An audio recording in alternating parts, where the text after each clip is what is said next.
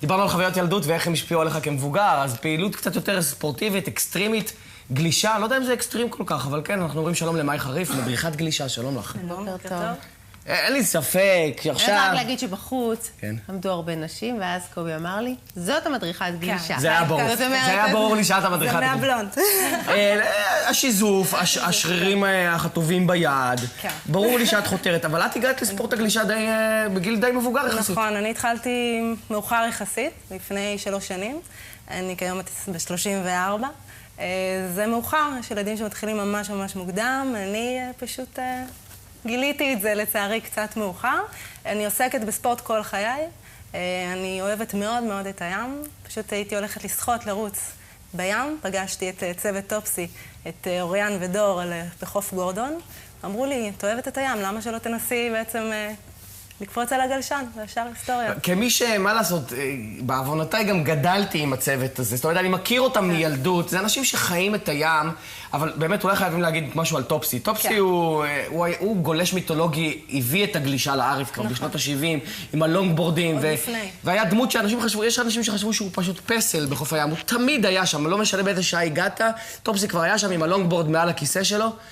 והיום הילדים שלו ממשיכים את דרכו בעצם. הוא דמות באמת אגדית. הוא היה מציל, בין היתר, הוא היה גם מציל בחוף רישמן בתל אביב. גם רגשות השם גרמתם לי במהלך, כי גם בחוץ הוא כבר עשה לי איזה שטיפת מערכת לונגרה את טופסי. עכשיו אני הולכת הבית, אני ישר קוראת על טופסי, מחפשת עליו את כל האינפורמציה אפשרי רק ללמוד על האיש מרוב שאני... תראי, קודם כל הפסד הוא כולו שלך, אבל אפשר להשלים את הפערים. הנה, את יכולה להירשם לקייטנת גלישה.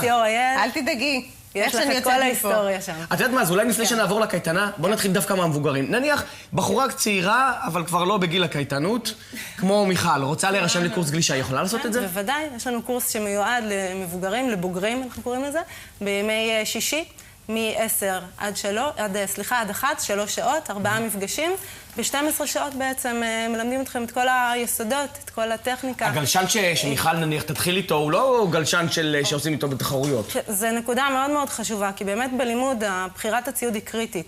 זאת אומרת, אתה יכול להתחיל, יש המון ילדים שהאח שלהם שלא יודע לגלוש, או החברים שיודעים לגלוש, מנסים ללמד אותם לגלוש.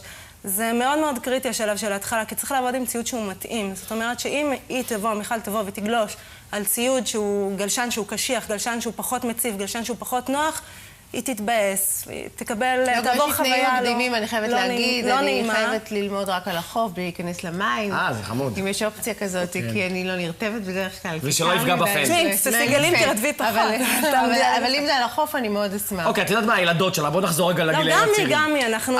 הילדות, באיזה גיל אפשר כבר להתחיל? יש פה 3 גילאים. אנחנו מתחילים מגיל 9, קורס גלישה בקיץ מגיל 9 עד גיל 18 למעשה, ילדים ונוער.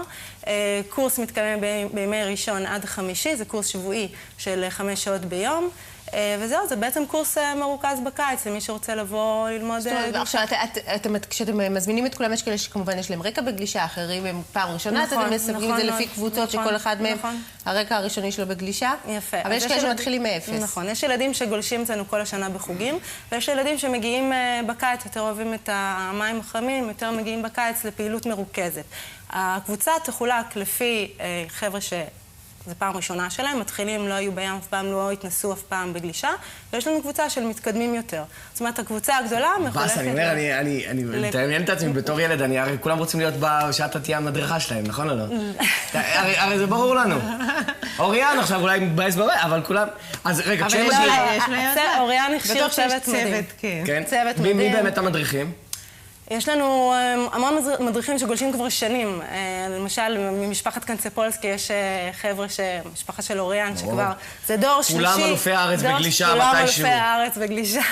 זה דור שלישי שבאמת, שגדל על התורה של טופסי האגדי, שאוהבים את הים. את יודעת מה, לא מזמן פגשתי באיזה חנות את האחיינית של אוריאן. מי מהם? היא בטח כבר אחרי צבא עכשיו, אז פגשתי אותה, הייתה חיילת. אוקיי. ורואים גם עליה שהיא גולשת מיד, כמובן, והיא אמרה לי, כן, ברור שאני גולשת, וזה מעניין מי אצלכם בחור. יכול להיות, תבוא לבדוק. רוכבת על קטנוע, לא זוכרת שמה. יש שתיים. יש כמה, את אומרת, כל המשפחה כזאת. שתיהן רוכבות על קטנוע, כן. ותגידי, רגע, מלמדים, חוץ מאת הגלישה עצמה, מלמדים גם קצת תיאוריה, גם הסכנות שבים? בוודאי, זה חלק מאוד מאוד חשוב מהלימוד. חשוב לציין ש50% מהזמן הילדים במים ו50% מהזמן הילדים בחוץ. ובכל זאת זה חם, זה חודשי הקיץ, הלוהטים, הם לא יושבים כל היום במים ובשמש, יש תכנים מאוד מאוד חשובים שהם צריכים לדעת כגולשים ובכלל, כאנשים, ילדים כמתנהגי ים, זה... בדיוק, שמבלים בים, החיים. הסכנות, בדיוק, הסכנות שיכולות לקרות בים, איך לשמור על עצמם, איך לשמור על החברים שלהם. האמת שזה קייטנה מיוחדת איך להציל חיי אדם, המון גולשים, יש סיפורים של גולשים שהצילו חיי אדם, בהילטון, בגורדון, בחופים כאן, של אנשים שחוו טביעה. מאי, תודה רבה. נבוא לגלוש. יאללה, תבוא.